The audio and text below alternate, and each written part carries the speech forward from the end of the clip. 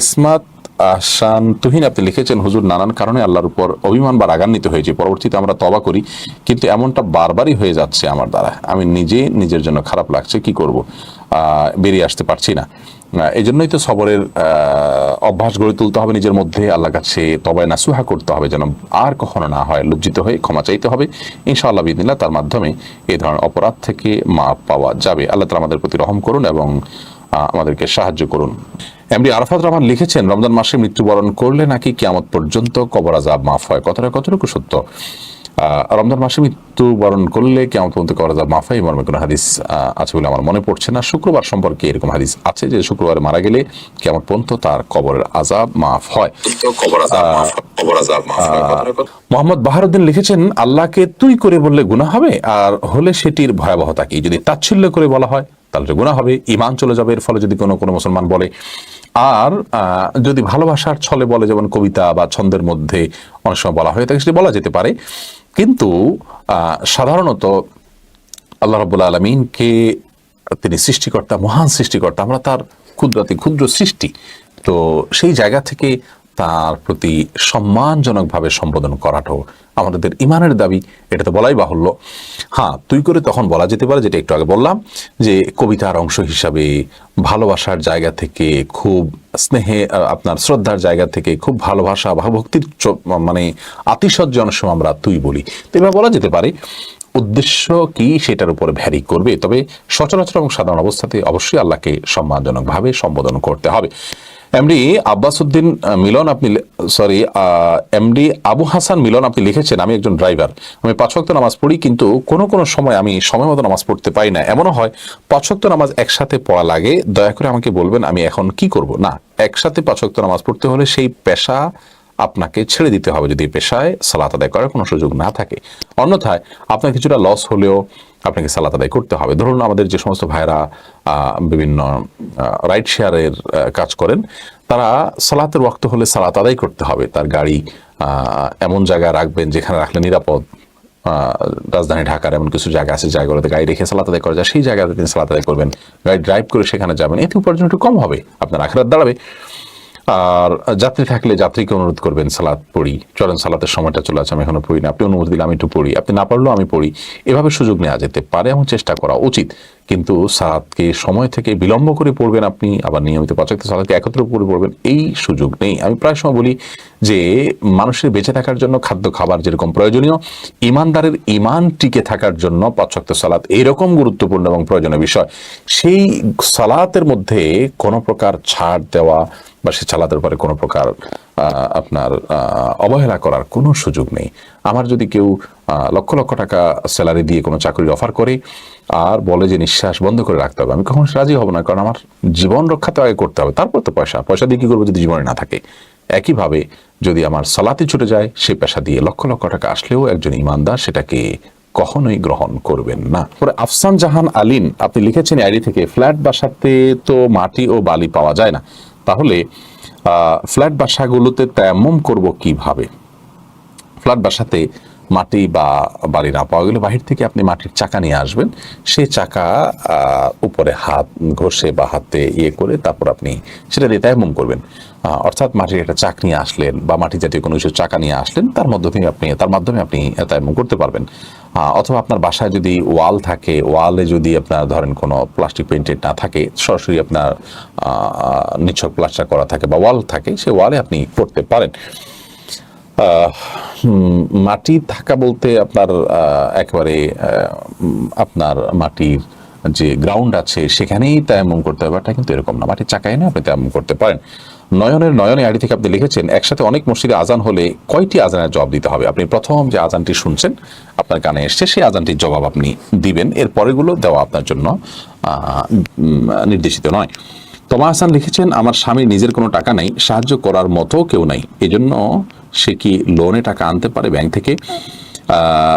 আপনার স্বামী কি ধরনের পরিস্থিতির শিকার সেটা আগে জানতে হবে। লোন কি আদৌ তার প্রয়োজন আছে কিনা? বেঁচে থাকার জন্য পৃথিবীতে খুব বেশি কিছুর প্রয়োজন আসলে হয় না, এজন্য এই অবস্থাগুলোকে কোনো আলেমের কাছে বিস্তারিতভাবে বিবরণ জানিয়ে সমাধান নেওয়া উচিত। আমরা শুধু এটুকু বলবো, সুদভিত্তিক লোন নেওয়া মুসলমানের জন্য জায়েজ নয়। যদি এমন হয় যে সুদভিত্তিক লোন না নিলে এই মুহূর্তে তিনি মারা যাবেন, বড় বিপদের মুখোমুখি হবেন, তাহলে সেক্ষেত্রে তার সেই বিপদ থেকে মুক্তির জন্য অন্য কোনো পথ খোলা না থাকলে তখন তার জন্য জায়েজ আছে। ব্যবসা সম্প্রসারণ করা, একটু ভালোভাবে চলার জন্য আপনার সুদভিত্তিক লোন নেওয়া জায়েজ নাই। প্রয়োজনে সাধারণ কোনো পেশা তিনি অবলম্বন করবেন, সাধারণ কোনো কাজ করবেন। এগুলো করতে আমাদের অনেক সময় আজকাল ইগোতে প্রবলেম হয়। আমরা জান্নাতও চাই, চিরসুখের জায়গাও চাই, আবার দুনিয়াতে স্যাক্রিফাইসও করতে চাই না। এটা কখনোই সঠিক কাজ নয়। ফিরোজ আলম জয় মির্জা আপনি লিখেছেন, সুদখোরের দোকানে খাওয়া যাবে কি? সুদখোরের দোকানে আপনি যদি খান, সেক্ষেত্রে সুদখোর তার সুদের টাকা দিয়ে দোকান দিয়েছে, ব্যবসা করেছে, আপনি আপনার হালাল টাকা দিয়ে কিনেছেন, সেটা হারাম হবে না। কিন্তু সন্দেহাতীতভাবে যদি কোনো দোকান এরকম সুদের উপরে প্রতিষ্ঠিত হয়, আরেকটা দোকান থাকে তার পাশাপাশি যেটা সুদের লোনের উপরে প্রতিষ্ঠিত নয়, বা তিনি সুদের কারবার করেন না, তাহলে সেক্ষেত্রে ওই ব্যক্তির দোকান থেকে কেনাকাটা করা উচিত সত্য এবং ভালোর সহযোগিতার অংশ হিসেবে, সে উদ্দেশ্যে।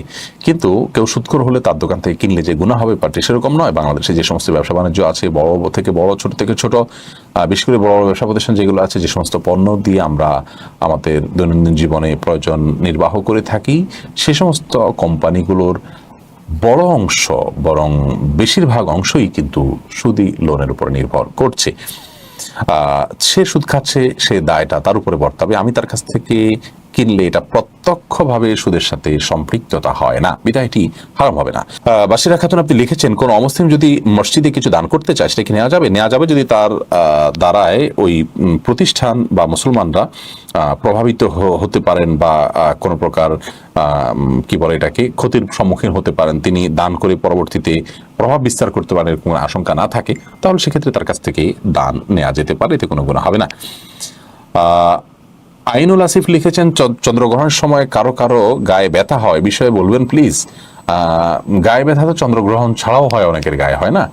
তো চন্দ্রগ্রহণের সময় তো হতেই পারে, যখন অন্য সময় হয় তো চন্দ্র সময় হওয়াটা তো অস্বাভাবিক নয়। চন্দ্রগ্রহণ হওয়ার সাথে আমাদের শরীরে ব্যথা হওয়ার কোনো সম্পর্ক নেই, না এর কোনো বৈজ্ঞানিক ভিত্তি আছে, না কোনো শরঈ ভিত্তি আছে। চন্দ্রগ্রহণকে ঘিরে আরো অনেক কুসংস্কার আমাদের মাঝে আছে। চন্দ্রগ্রহণের সময় নামাজ আদায় করা, চন্দ্রগ্রহণের নামাজ পড়া, জিকির ইস্তেগফার করা, আল্লাহর কাছে দোয়া প্রার্থনা করা, এই কাজগুলো আমাদের করণীয়। এর বাইরে অমুকটা করা যাবে না, তমুকটা করা যাবে না, এই সমস্ত মনে করার কোনো কারণে। বিশেষ একটা ভিডিও আমাদের পেজে আজকে পাবলিশ হয়েছে, সেটি দেখার জন্য অনুরোধ রইল আপনাকে। আনাস চৌধুরী আপনি লিখেছেন, চোখ বন্ধ রেখে সালাত আদায় করা যাবে কি? এই বিষয়ে আমাদের একটা ভিডিও আছে, মেহরবানি করে সেটা দেখে নেবেন। চোখ বন্ধ রেখে সালাত আদায় করা যাবে অতিরিক্ত মনোযোগ সৃষ্টি করবার জন্য, কিন্তু এটাকে নিয়ম বানিয়ে নেওয়া সুন্নাহ নয়। নবী করিম সাল্লাল্লাহু আলাইহি ওয়াসাল্লাম স্বাভাবিকভাবে সালাত আদায় করতেন চোখ খোলা রেখে। একটি জয়ীফ হাদিস দ্বারা জানা যায় ইহুদিরা চোখ বন্ধ করে সালাত আদায় করে। তো সাধারণ অবস্থাতে চোখ খুলে সালাত আদায় করা উচিত, কিন্তু কখনো কখনো বা আপনার মনোযোগ সৃষ্টি করার উদ্দেশ্যে চোখ বন্ধ করে সালাত আদায় করলে সেটিতে অসুবিধা নেই। নূর আক্তার লিখেছেন, অনেক সময় বাচ্চা বায়না করে জন্মদিনে কেক ঘরের সদস্যরা মিলে কাটা যাবে কিনা? অনেক সময় বাচ্চা বায়না করে, তো বাচ্চা বায়না করে সেজন্য আপনি জন্মদিনে কেক কাটতে পারেন কিনা জানতে চেয়েছেন। বাচ্চাকে শুদ্ধ এবং সুস্থ চিন্তা যখন আপনি দিবেন, তখন সে কিন্তু এ ধরনের বায়না করবে না। ছোটবেলা থেকে যে সমস্ত পরিবারে বাচ্চাকে আল্লাহর আদেশ নিষেধের গুরুত্ব বোঝানো হয়, ইসলামিক কালচার এবং সংস্কৃতির সাথে পরিচিত করানো হয়, অনইসলামিক কালচার এবং অনইসলামিক সংস্কৃতির ব্যাপারে তাকে যখন সতর্ক করা হয়, তখন কিন্তু সেই বাচ্চারা এই ধরনের বায়না ধরে না। বাচ্চারা বায়না ধরলে তাদেরকে বোঝাতে হবে। বাচ্চা তো অনেক কিছু বায়না ধরে, ছোট বাচ্চা তো বায়না ধরে তার আগুনে হাত দেওয়ার জন্য, তারপরে আপনি আগুনে হাত দিবেন? জন্মদিন পালন করার এই সংস্কৃতি মুসলমানদের নয়, আর অন্যদের থেকে ধার করার সংস্কৃতি আমাদের মধ্যে আমদানি করার কোনো সুযোগ ইসলাম রাখেনি, বিধায়টি করবেন না। হ্যাঁ, যদি কেউ করেন তাহলে একেবারে কবিরা গুনাহ হয়ে যাচ্ছে। ব্যাপারটা এরকম না, বিশেষ করে যদি তিনি কোনোভাবে বাচ্চাতে বোঝাতে না পারেন আর এমনটি করেন, গুনাহগার হবেন, কিন্তু এর ফলে একেবারে ক্ষমার যোগ্য কোনো অপরাধ করে ফেলেছেন, ব্যাপারটি সেরকম নয়। আল্লাহ তাআলার কাছে মাপ চাইবেন এবং বাচ্চাকে বোঝানোর চেষ্টা করবেন বিভিন্নভাবে। শাহিদুল ইসলাম লিখেছেন, টয়লেটে কোরআন আয়াত মনে আসলে কি করণীয়? টয়লেটে কোরআন আয়াত যদি মনে আসে তাহলে সেক্ষেত্রে কোনো অসুবিধা নেই, বিশেষ কোনো করণীয় নেই। মনে আসবে, ওটা ভাববেন, ভাবনাতে কোনো অসুবিধা নেই টয়লেটে। মোহাম্মদ তৌফিক হাসান লিখেছেন, সম্পর্কে ছোট কিন্তু বয়সে বড়, সেক্ষেত্রে তাকে কি আপনি বলবো নাকি তুমি? এটিতে আসলে আমাদের সামাজিক কালচারের উপর নির্ভর করে। আমাদের সমাজে সম্পর্কে ছোট হলেও আপনার সম্পর্ক ছোট হলে বড় হলে সম্পর্কে আর বয়স যদি ছোট হয় তারপর তাকে আপনি বলতে হয়, বলার কালচার আছে, এটা সামাজিক এই কালচারটা সামাজিক সৌন্দর্য, এটাকে মেনটেন করাতে কোনো অসুবিধা নেই, বরং করা উচিত। আর সম্পর্কে ছোট কিন্তু বয়সে বড়, যেটা আপনি জানতে চেয়েছেন, এরকম যদি হয় তাহলে বয়সে বড় যেহেতু, সেজন্য তাকে আপনি বলা উচিত। সম্পর্কে ছোট হলে তুমি বলতে হবে এমন কোনো কথা তো নেই, তাকে আপনি বলা উচিত যেহেতু তিনি বয়সে বড়। তানজিনা বেগম আপনি লিখেছেন সংসারের শান্তির জন্য কি করতে পারি? সংসারের শান্তির জন্য প্রথমত আল্লাহর বাধ্যতার মধ্য দিয়ে জীবনকে কাটানো উচিত, হারাম কাজ থেকে নিজেকে বাঁচিয়ে রাখা উচিত, এটা শান্তি আসার জন্য প্রধানতম কাজ। দ্বিতীয়ত হলো, কারণ হারামে আরাম আসে না, এই জন্য হারাম থেকে বেঁচে থাকতে হবে। দ্বিতীয়ত হলো সংসার শান্তি আনার জন্য সবর করতে হবে, ধৈর্য ধারণ করার মানসিকতা আনতে হবে, ছাড় দেওয়ার মতো মানসিকতা আনতে হবে। দুনিয়ায় সব নয় সেটি মাথায় রাখতে হবে। অতএব দুনিয়াতে বিভিন্ন সমস্যা, বিভিন্ন বিপদ, বিভিন্ন মুসিবত, এগুলোকে আপনার মেনে নেওয়ার মতো মানসিকতা এবং প্রবণতা আমাদের মধ্যে থাকা চাই। তাহের আহমেদ রনি লিখেছেন, আমার ছোট একটা ইলেকট্রিক ও স্যানিটারি ব্যবসা আছে, এই ব্যবসা থেকে কিভাবে পরিপূর্ণ যাকাত আদায় করব? আপনার প্রশ্নটি পরিষ্কার নয়, মেহরবানি করে পরিষ্কার করে প্রশ্ন করবেন। আপনি যে কোনো ব্যবসায়ী করেন না কেন, আপনার দোকান যখন শুরু করেছেন তখন থেকে নিয়ে 1 বছর যখন হবে তখন, বা এই সম্পদ আপনার কাছে যখন এসেছে তখন থেকে প্রতি বছর একবার যখন যাকাত ক্যালকুলেশন করবেন, সেই সময়টাতে আপনার দোকানে কি পরিমাণ মাল আছে, মালটার এখন বিক্রয় মূল্য কত, ভ্যালু কত আছে, সেটা হিসেব করে 2.5% আপনি যাকাত দিবেন বছরে একবার। এবার নুরুল হুদা আপনি লিখেছেন, মানুষকে কোরআনের পাখি বলা কতটুকু সঠিক?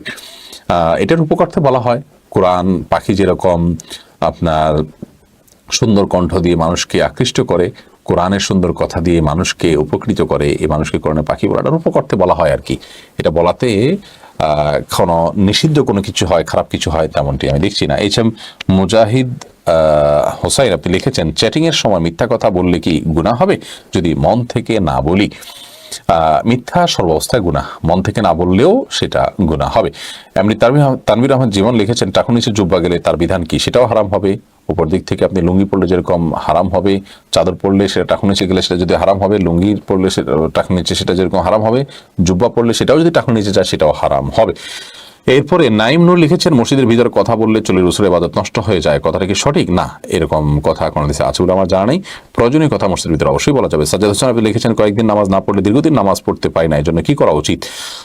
এই জন্য সালাত ত্যাগ করবেন না, যেহেতু কয়েকদিন সালাত ত্যাগ করলে আপনার দীর্ঘদিনের জন্য সমস্যা তৈরি হয়, তাহলে দীর্ঘদিনের সমস্যা যাতে তৈরি না হয় সেই চেষ্টা তো আপনার মধ্যে থাকা উচিত। এরপরে শাহনাজ বেগম লিখেছেন, সাবান বা সাবানের ফেনা কি নাপাক?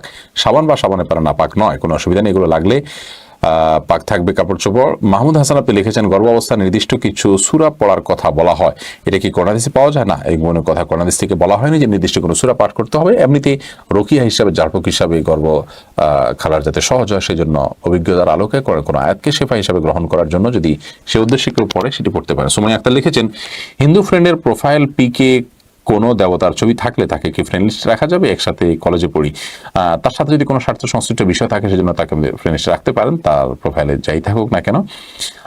তবে তার মাধ্যমে আপনি যদি প্রভাবিত হতে পারেন এবং আশঙ্কা থাকে তাহলে সেক্ষেত্রে অবশ্যই অ্যাভয়েড করা উচিত এবং অন্তরঙ্গ বন্ধুরূপে গ্রহণ করা উচিত নয়।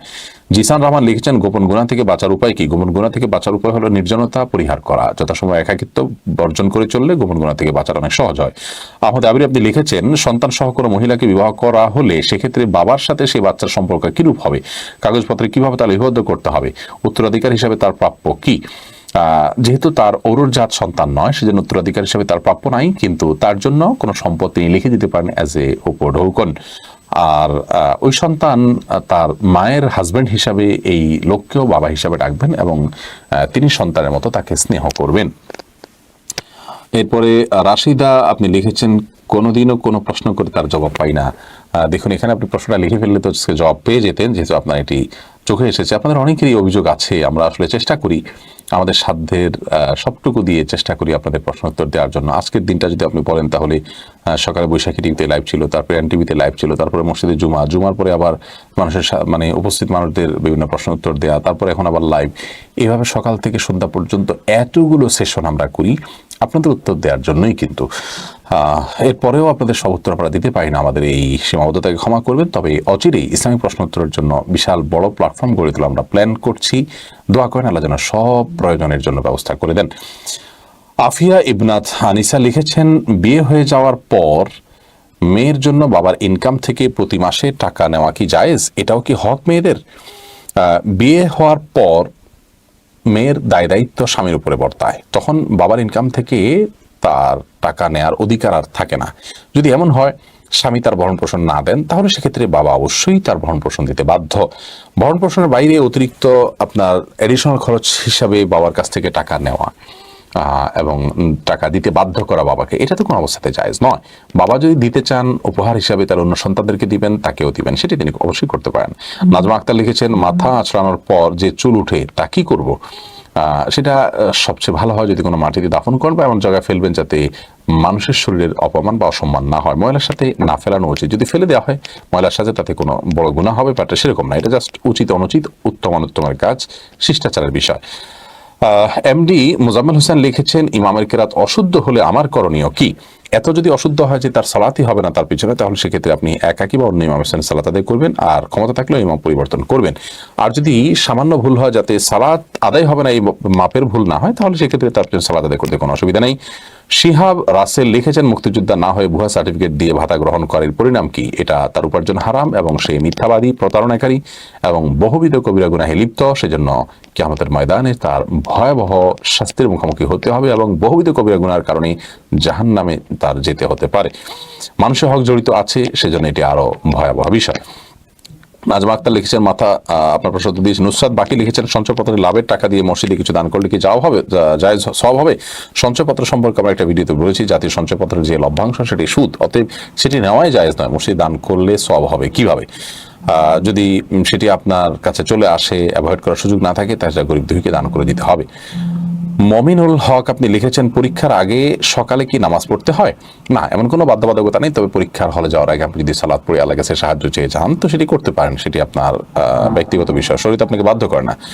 সাইফুল আপনি লিখেছেন, আমি সৌদি আরব থেকে বলছি, আমার একামা নেই, আমার উপার্জনকৃত টাকা কি হালাল হবে? এই বিষয়ে আমরা একটা ভিডিও আমাদের প্রশ্নোত্তর পেজে দিয়েছি, এটি দেখবেন, আপনার উপার্জনকৃত টাকা হারাম হবে না ইনশাআল্লাহ বিইذনিল্লাহ। আহমদ রাহিম ইভান লিখেছেন, সন্দেহের দূর করার, তো আপনার যদি উপার্জনটা হয় সঠিক ক্ষেত্রে ভালো হালাল কাজ করে উপার্জন করেন, সেটা হারাম হবে না ইনশাআল্লাহ বিইذনিল্লাহ।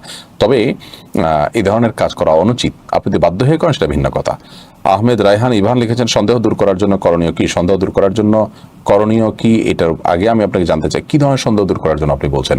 সন্দেহ প্রবণতার রোগ নিয়ে আমাদের ইসলাম প্রশ্নোত্তর পেজে একটা ভিডিও আছে, সেটা দেখে নেবেন। এবং সন্দেহ প্রবণতাকে অ্যাভয়েড করাটাই হলো সন্দেহ প্রবণতা দূর করার মূল মাধ্যম। এমনি লিয়াকত লিখেছেন, আমি বাহরাইন থেকে শুনছি, জাযাকুমুল্লাহ খাইর।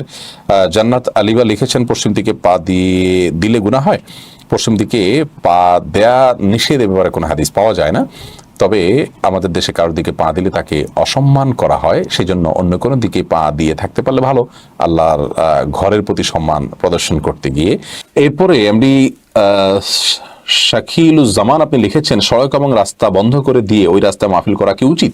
কোন রাস্তা বন্ধ করলে যদি মানুষের ক্ষতি হয়, কষ্ট হয়, দুর্ভোগ হয়, তাহলে সেই রাস্তা বন্ধ করে মাহফিল করা জায়েজ নয়। কারণ আপনার মাহফিল এর ফলে মানুষকে ক্ষতি করা, মানুষের কষ্ট দেওয়া জায়েজ নয়। আপনার এই মাহফিলের আয়োজনটা ফরজ বা ওয়াজিব নয়। আপনি চাইলে মসজিদে আয়োজন করতে পারেন, চাইলে মাঠে করতে পারেন।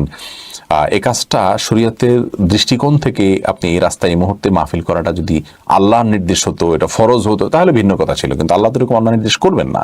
এই রাস্তা যেহেতু পাবলিকের, এখানে মানুষ চলাফেরা করবে, সেটা বন্ধ করা যায় না। নবী করিম সাল্লাল্লাহু আলাইহি ওয়াসাল্লাম বলেছেন, ইয়াকুমুল জুলুস আলা তারিক, তোমরা রাস্তায় বসবে না। তিনি স্পষ্ট নিষেধ করেছেন রাস্তায় তোমরা বসবে না। সেখানে রাস্তা বন্ধ করে যদি কেউ মাহফিলের আয়োজন করেন, তাহলে সন্দেহাতীতভাবে সেটি গুনাহের কারণ হবে।